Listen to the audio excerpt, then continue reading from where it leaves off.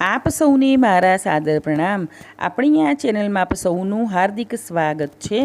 આજે વાત કરીશું અષાઢ વદ સંકટ ચોથની. અષાઢ મહિનામાં કૃષ્ણ પક્ષની ચતુર્થીના દિવસે ગણેશજીના કૃષ્ણ પિંગલ સ્વરૂપની પૂજા કરવાનો નિયમ છે.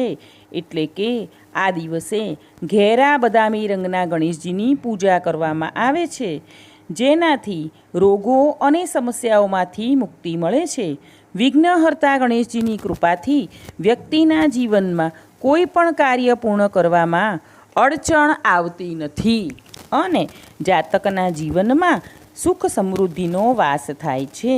વિઘ્નહર્તા ગણેશજીને પ્રસન્ન કરવા માટેનો દિવસ છે સંકટ ચોથ.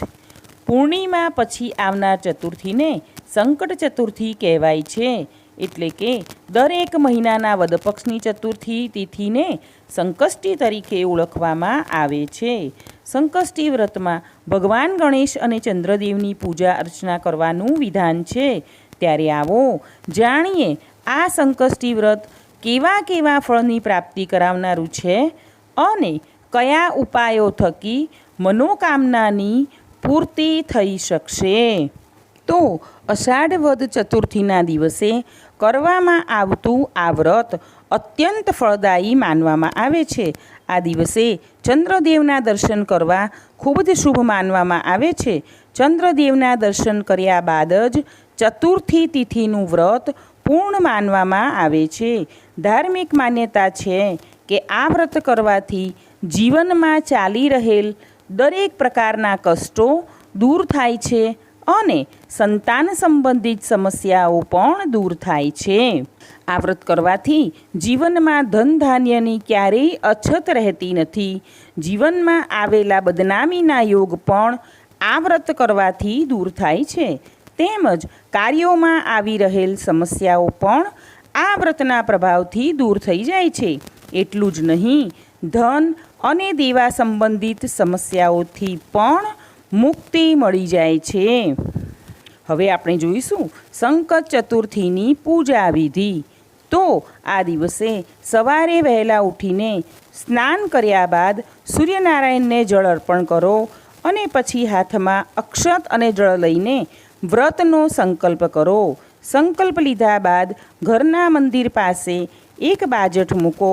તેના પર લાલ રંગનું વસ્ત્ર પાથરીને ગણેશજીની પ્રતિમા કે છબી સ્થાપિત કરો. ત્યારબાદ ગંગાજળથી ચારેય તરફ છંટકાવ કરો. બાદ દેશી ઘીનો દીવો પ્રગટાવો. પછી ગણેશજીને સિંદૂર, ફળ, પુષ્પ, મોદક વગેરે જેવી વસ્તુઓ અર્પણ કરો. ગણેશજીને 21 દુર્વાની જુડી તેમજ ધૂપ દીપ અર્પણ કરો. ત્યારબાદ ગણેશજીની આરતી કરો. આરતી કર્યા બાદ ગણેશ ચાલીસા કે ગણેશ અથર્વશીર્ષના પાઠ કરો અને ગણેશ મંત્રોનો જાપ કરો. સવારે પૂજા કર્યા બાદ સાંજના સમયે ગણેશજીની ફરીથી આરતી ઉતારો. પછી રાત્રે ચંદ્ર દર્શન કરો.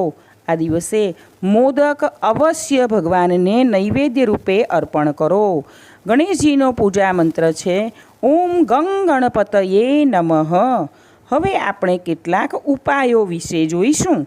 તો આ દિવસે ભગવાન ગણેશની સાથે શમીના વૃક્ષની પણ પૂજા કરવી જોઈએ.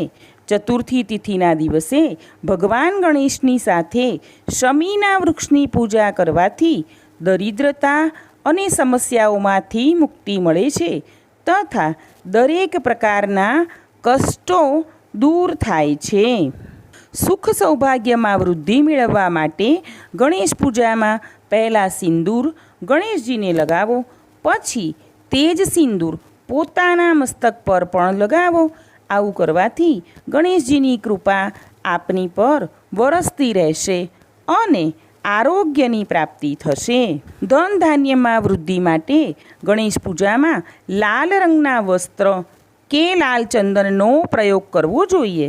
સાથે જ ભગવાન ગણેશજીને મોદકનો ભોગ અર્પણ કરો અને ગરીબ તેમજ જરૂરિયાતમંદ વ્યક્તિને લાલ રંગના વસ્ત્રોનું દાન કરો. દરેક પ્રકારના સંકટોમાંથી મુક્તિ મેળવવા માટે 11 દૂર્વા ગણેશજીને અર્પણ કરો અને સંકટનાશન ગણેશ સ્તોત્રનો પાઠ કરો. તેની સાથે જ 108 વખત ઓમ ગંગણપતયે નમઃ આ મંત્રનો જાપ કરો. હવે જોઈશું સંકટ ચતુર્થીની વ્રતકથા. શ્રી ગણેશાય નમઃ. દ્વાપર યુગમાં મહિષ્મતી નગરીમાં મહિજીત નામના રાજા રાજ્ય કરતા હતા. તે પુણ્યશાળી અને પ્રતાપી રાજા હતા. તે પોતાની પ્રજાનું પાલન પુત્રવત કરતા હતા. પ્રજા તેમને પ્રાણથી પણ અધિક ચાહતી હતી.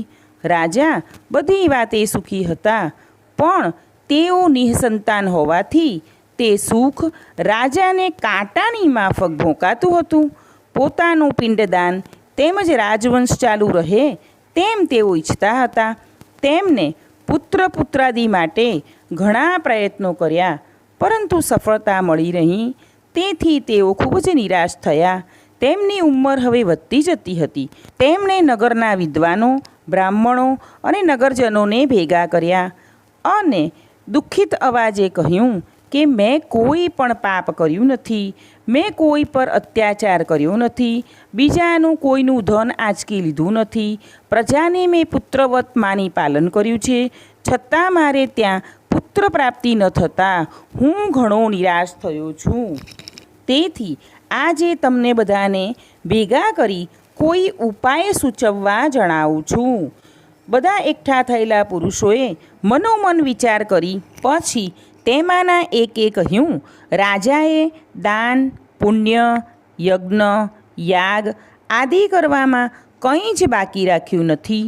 હવે આપણે બધા ભેગા થઈ નગરમાં ભવ્ય યજ્ઞ કરો અને દેવોને વિનંતી કરી રાજાને ત્યાં પુત્ર પ્રાપ્તિ થાય તેવી પ્રાર્થના કહો. બીજાએ કહ્યું, આખા રાજ્યમાં ઢંઢેરો પીટાવી નગરજનોને જણાવો કે આપણા રાજાને ત્યાં પુત્ર પ્રાપ્તિ થાય તે માટે ઘરમાં પોતાના ઈષ્ટદેવને પ્રાર્થના કરે અને નામ સંકીર્તન કરે, ભજન કીર્તન કરે. આમ કરવાથી ઈશ્વર કૃપા વરસાવશે અને રાજાને ત્યાં પુત્ર પ્રાપ્તિ થશે. આમ એકઠા થયેલાઓએ પોતપોતાના મંતવ્યો રજૂ કર્યા. છેવટે નક્કી થયું કે રાજ્યના વિદ્વાનો, બ્રાહ્મણો અને નગરજનો નગર છોડીને વનમાં જઈ વસે અને વનમાં જઈને તપશ્ચર્યા કરે. આ મુજબ ઘણા વનમાં જવા ચાલી નીકળ્યા. વનમાં ક્યાં જઈ એકાંતમાં નિર્જન સ્થળે તપશ્ચર્યા કરવી તેની શોધખોળ કરવા લાગ્યા. તે શોધખોળ દરમિયાન તેમને એક મુનિના દર્શન થયા. તે મુનિ નિરાહાર રહીને તપશ્ચર્યામાં લીન હતા. તેમનું ભવ્ય લલાટ, કાંતિવાન મુખમુદ્રા, લાંબી સફેદ ભવ્ય દાઢી, લાંબી જટા, ભગવો વેશ, હાથમાં બેરખા રાખી પદ્માસન મુદ્રામાં પ્રભુ સ્મરણ કરી રહ્યા હતા. બધા તેમની નજીક પહોંચ્યા. મુનિએ આંખ ખોલી આવનાર બધાને બેસવા જણાવ્યું. આ મુનિ લોમેશ ઋષિ હતા. તેમણે બધાને આ જંગલમાં શા હેતુથી આવવું પડ્યું તેનું કારણ જણાવ્યું. ત્યારે તેમાંના એકે કહ્યું, અમારા રાજા ઘણા દયાળુ, પ્રજાપાલક, ધર્મવત્સલ, દાનવીર અને શૂરવીર છે. તેમને એક પણ સંતાન નથી. તેમને સંતાન પ્રાપ્તિ થાય તે હેતુથી અમે જાતે વનમાં જઈ તપશ્ચર્યા કરવા નિર્ધાર કર્યો છે. આપ ત્રિકાલદર્શી મહર્ષિ લોમેશ છો તે જાણીને અમને ઘણો આનંદ થયો છે. આપ આ અંગે કોઈ માર્ગદર્શન આપશો એવી અમે આપને વિનંતી કરીએ છીએ. મહર્ષિ લોમેશ વાત સાંભળ્યા પછી ધ્યાનમગ્ન બન્યા. થોડી વાર પછી તેમણે આંખ ખોલીને જણાવ્યું, હે ભાઈઓ, હવે તમે ધ્યાન દઈને સાંભળો. હું તમને સંકટનાશન વ્રત બતાવું છું. આ વ્રત નિઃસંતાનને સંતાન પ્રાપ્તિ કરાવે છે અને નિર્ધનને ધનવાન બનાવે છે. અષાઢ કૃષ્ણ ચતુર્થીએ એકદંત ગજાનનની પૂજા કરવી.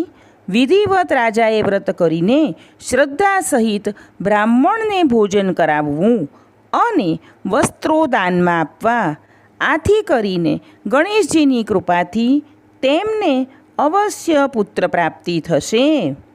મહર્ષિ લોમીશની આ વાત સાંભળી બધાએ બે હાથ જોડીને તેમને પ્રણામ કર્યા અને આ માર્ગ બતાવવા માટે સૌએ તેમનો આભાર માન્યો. છેવટે બધાએ ત્યાંથી જતા પહેલાં દંડવત પ્રણામ કરી તેમની રજા લીધી.